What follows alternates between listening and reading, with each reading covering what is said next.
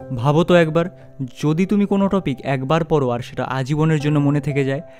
আজ ইন্টারনেট আর ইউটিউব ভর্তি হয়ে গেছে এমন সব ভিডিও আর আর্টিকেল দিয়ে, যেখানে বলা হয় মেমোরি বাড়াতে এই খাও ওই খাও, এই সময় ওঠো, এইভাবে ঘুমাও, এই করো ওই করো।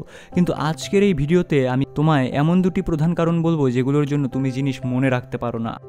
আর যদি তুমি এই দুটো কারণ ভিডিওটি দেখে ভালোভাবে বুঝে ফেলো আর সেই অনুযায়ী তোমার পড়াশোনার পদ্ধতিতে একটু পরিবর্তন নিয়ে আসো, তাহলে গ্যারান্টি দিয়ে বলছি আগের তুলনায় অনেক বেশি দ্রুত জিনিস মনে রাখতে পারবে। তো শুরু করি একটা প্রশ্ন দিয়ে।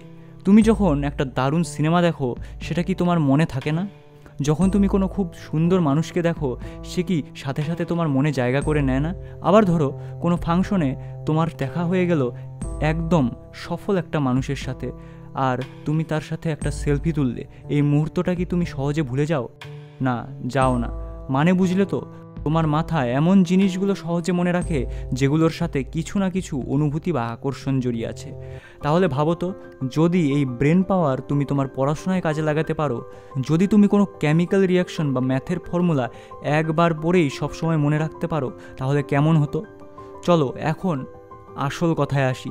এই যে আমি উদাহরণগুলো দিলাম, সেখানে একটা জিনিস স্পষ্ট, আমাদের মাথা শুধু সেই জিনিসগুলোই মনে রাখে যেগুলোতে আমরা ইন্টারেস্ট পাই, যেগুলো আমাদের ভালো লাগে।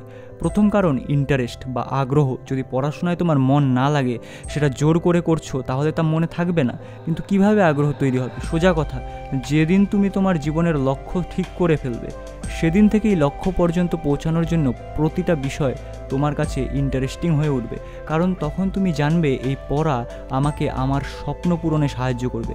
তুমি যদি একবার বুঝে যাও কেন পড়ছো, তাহলে আর পেছনে তাকাতে হবে না। দ্বিতীয় কারণ দৃশ্য কল্পনা।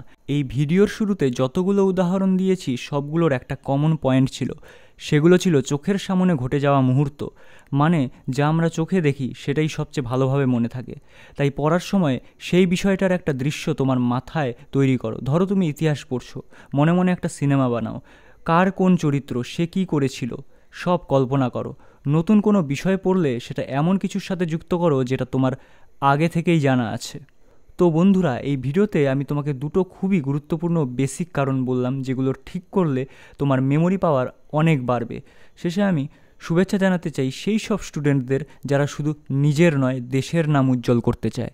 জয় হিন্দ, বন্দে মাতরম। ধন্যবাদ।